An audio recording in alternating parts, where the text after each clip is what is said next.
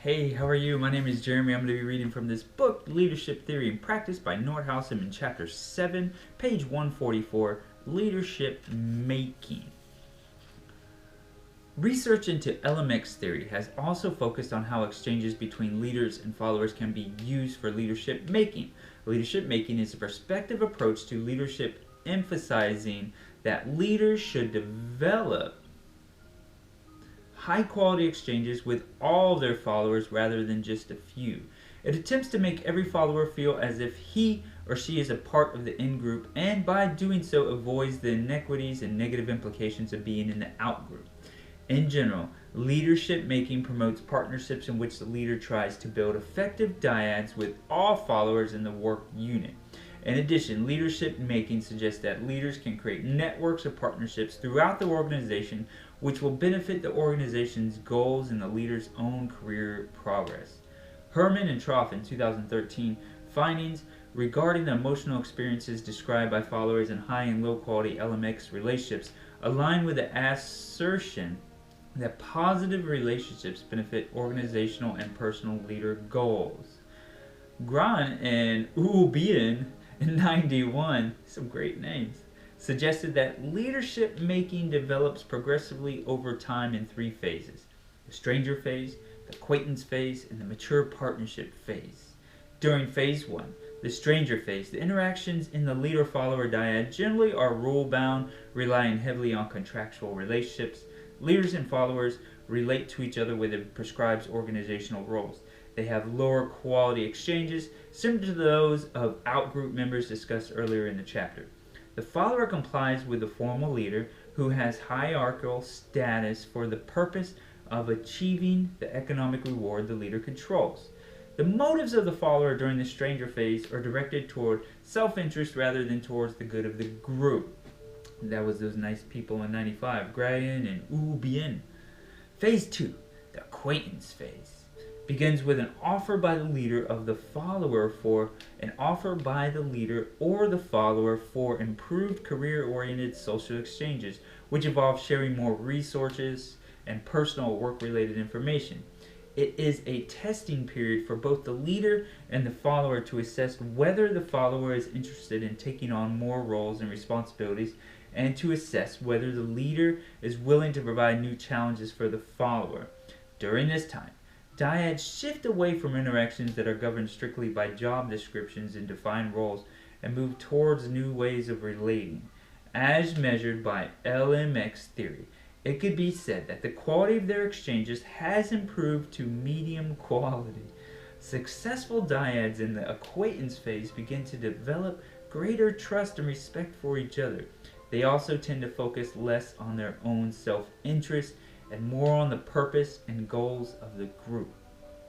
Phase 3, mature partnerships, is marked by the high-quality leader-member exchanges. People who have progressed to this stage in their relationship experience a high degree of mutual respect, mutual trust, respect, and obligation towards each other. They have tested their relationship and found that they can depend on each other.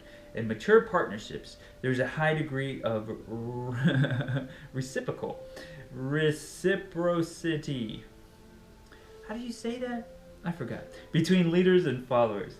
Each affects and is affected by the other. For example, in a study of 75 bank managers and 58 engineering managers, found that good leader-member relations were more egalitarian, and that influence and control were more evenly balanced between the supervisors and the follower. In a study of leader-member relationship development, Nagrang, Morganson, and Illies in 2009 found that leaders look for followers who exhibit enthusiasm, participation, gregariousness, and extroversion. In contrast, followers look for leaders who are pleasant, trusting, cooperative, and agreeable. Leader extraversion did not influence relationship quality for the followers, and follower agreeableness did not influence relationship quality for the leader. A key predictor of relationship quality for both leader and follower over time was both leader and follower performance. Kelly in 2014 investigated the ways leaders use narrative storylines to determine how leaders identify trustworthy, intermediate, and indeterminate and untrustworthy followers. Let's do that again. Kelly in 2014 investigated the ways leaders use narrative storylines to determine how leaders identify trustworthy, indeterminate, and untrustworthy followers. Others have suggested the importance of looking at social interactions. In Shear 2014, or cooperative communication between leaders and followers, Bakar and Shear in 2013, as a means to predict and explore relationship quality. It has also been suggested that exploring the use of traditional relationship building and maintenance techniques such as conflict management, shared tasks, and positivity in leader-member relationships can shed light on how leaders and followers' behaviors impact the quality of these relationships, with a big old reference. In addition, during Phase 3, members may depend on each other for favors and special assistance.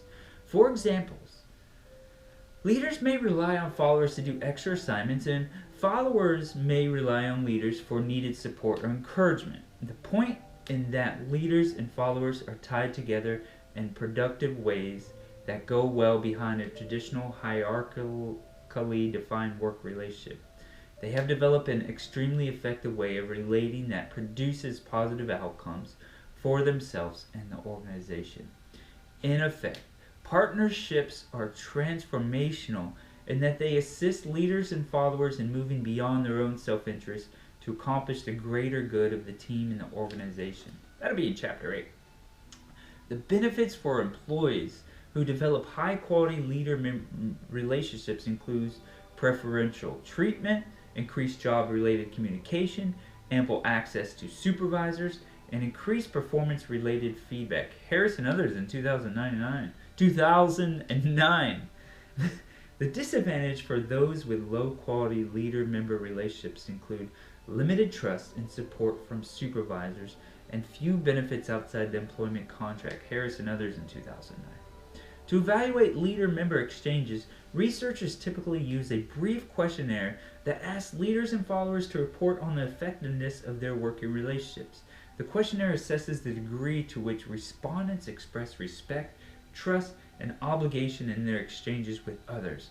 At the end of this chapter, a version of the LMX questionnaire is provided for you to take for the purpose of analyzing some of your own leader-member relationships. Cool. We'll leave it there. Let's see what we got. That was Leadership Making, page 144, and it goes into 146. That is Chapter 7, Leader-Member Exchange Theory. See ya.